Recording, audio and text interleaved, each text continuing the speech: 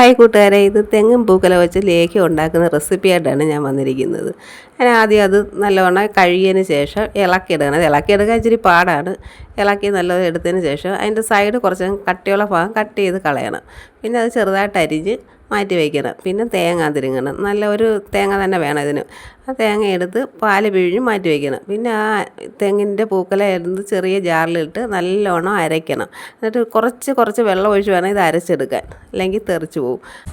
ഇത് ഞാൻ 4 ട്രിപ്പായിട്ടാണ് അരച്ചെടുത്തത്. ആദ്യം അരച്ചെടുക്കുമ്പോൾ ആ കളർ മാറുന്നുണ്ട്, നല്ല റെഡ് കളറായിട്ട് വരും. പിന്നെ എല്ലാം അരച്ച് നല്ലവണ്ണം അരയണം. അരഞ്ഞിട്ട് പിന്നെ വെള്ളം ഒഴിച്ച് നല്ലവണ്ണം കട്ടയില്ലാതെ കലക്കണം. അത് അടുപ്പത്ത് വയ്ക്കരുത്. എല്ലാം ചെയ്തതിന് ശേഷം മാത്രമേ അടുപ്പ് വയ്ക്കാവുള്ളൂ. അത് നല്ലവണ്ണം കലക്കിയതിന് ശേഷം കരിപ്പൊട്ടി വെള്ളം ഒഴിച്ച് കൊടുക്കണം. പിന്നെ തേങ്ങാപ്പാൽ ഒഴിക്കണം. പിന്നെ ഇതിനകത്ത് ഞാൻ ചേർക്കുന്നത് കൂരോ പൗഡറാണ്. അരിപ്പൊടിയും ചേർക്കാം. അരിപ്പൊടി ചേർത്താൽ പെട്ടെന്ന് തന്നെ നല്ല കുറുകി കിട്ടും. ഇത് ഞാൻ കൂരോടെ പൗഡറാണ് എടുത്തത്. അത് ചേർത്തിട്ട് തേങ്ങാപ്പാൽ ഒഴിച്ച് അതും കൂടെ ചേർത്ത് നല്ലവണ്ണം ഇളക്കിയെടുക്കണം. തന്നെ അടുപ്പ് കത്തിച്ചതിന് ശേഷം തുടരെ 1 മണിക്കൂർ കൈ വിടാതെ തന്നെ ഇത് ഇളക്കി കൊടുത്തുകൊണ്ടിരിക്കണം, അല്ലെങ്കിൽ അടിയിൽ പിടിക്കും. നമുക്ക് കടകളിലൊന്നും വാങ്ങിക്കാൻ കിട്ടത്തില്ല. ഇതേണൊക്കെ തെങ്ങൊക്കെ മുറിക്കുകയാണെങ്കിൽ ആരെങ്കിലും തരികയാണെങ്കിൽ നമുക്ക് ഉണ്ടാക്കാം. ഇതിങ്ങനെ നിങ്ങൾക്ക് ആർക്കെങ്കിലും കിട്ടുന്നുണ്ടെങ്കിൽ നിങ്ങളൊന്ന് ശരിയാക്കി നോക്കണം. നല്ലതാണ്. ഇത് ശരീരത്തിനും എല്ലാവർക്കും കഴിക്കാം. ആണുങ്ങൾക്കും പെണ്ണുങ്ങൾക്കും കൊച്ചുങ്ങൾക്കും എല്ലാം കഴിക്കാൻ നല്ല സാധനമാണ്.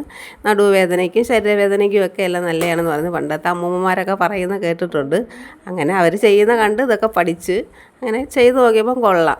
ഇത് 2-3 ദിവസത്തിൽ കൂടുതൽ ഇരിക്കത്തില്ല. അങ്ങനെ ഇരിക്കണമെന്നുണ്ടെങ്കിൽ നല്ലവണ്ണം തോനെ നെയ്യൊക്കെ ചേർത്ത് ഒരുപാട് നേരം ഇട്ട് ഇളക്കണം. ഒരു 1-1.5-2 മണിക്കൂറെങ്കിലും ഇളക്കണം. എന്നെങ്കിലേ ഇത് 3-4 ദിവസമൊക്കെ ഇരിക്കത്തുള്ളൂ. ഇത് പിന്നെ പിറ്റേന്ന് തന്നെ എടുത്ത് ഒരു ഫ്രിഡ്ജിൽ വെക്കണം. ഒന്നെങ്കിൽ നമുക്കൊരു 3-4 ദിവസമൊക്കെ ഉപയോഗിക്കാൻ പറ്റും. നല്ല ടേസ്റ്റുമാണ് ഇത് കഴിക്കാൻ. രാവിലെ കഴിക്കാനാണ് ഏറ്റവും നല്ലത്.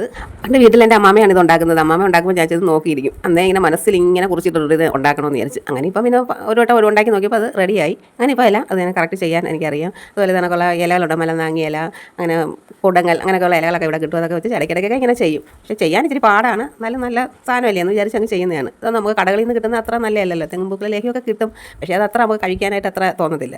ഇതാകുമ്പോൾ കഴിക്കാനൊക്കെ നല്ലതാണ്. പിന്നെ ചൂടോട് തന്നെ ഇത് പാത്രത്തിലോട്ട് മാറ്റണം. മാറ്റിയിട്ട് തുറന്ന് തന്നെ വെച്ച് ഇതിൻ്റെ ചൂട് മാറ്റണം. എന്തെങ്കിലും ഹോളുള്ള ഏതെങ്കിലും പാത്രം വെച്ച് അടച്ച് വെച്ച് ഒരു 2-3 മണിക്കൂറെങ്കിലും അങ്ങനെ വെച്ചിരിക്കണം. അതിന് ശേഷം ഇത് നല്ലോണം അടച്ച് വയ്ക്കാവുള്ളൂ. അല്ലെങ്കിൽ അത് ആവി ഇറങ്ങി ചീത്തയായി പോവും. പിന്നെ അതുപോലെ തന്നെ മലനാങ്ങി ഇലയുടെ റെസിപ്പി ഞാൻ ഇട്ടിട്ടുണ്ട്. അത് നിങ്ങളൊന്ന് കണ്ടു നോക്കണേ. പിന്നെ ഇഷ്ടപ്പെട്ടാൽ സബ്സ്ക്രൈബ് ചെയ്യണേ കൂട്ടുകാരെ.